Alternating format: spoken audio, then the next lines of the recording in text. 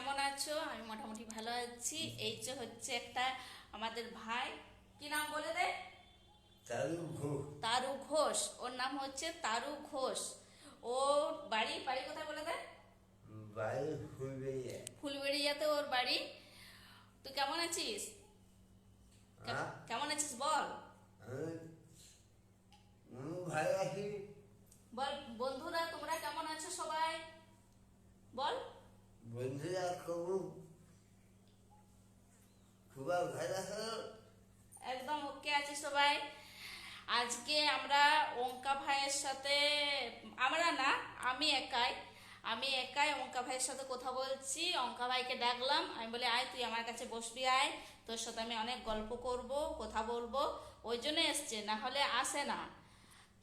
তো অঙ্কা ভাই কালকে আমাকে আবির মানে পায়ে দিয়ে গেছে, মানে মাথায় আরে গালে কিংবা কোথাও দেয়নি, পায়ে দিয়ে গেছে।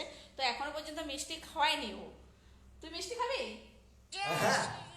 ও মিষ্টি খাবে, কিন্তু ও আমাকে মিষ্টি খাওয়াবে না।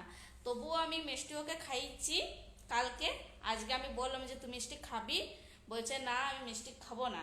ওই জন্যে আজকে আর খাচ্ছে না।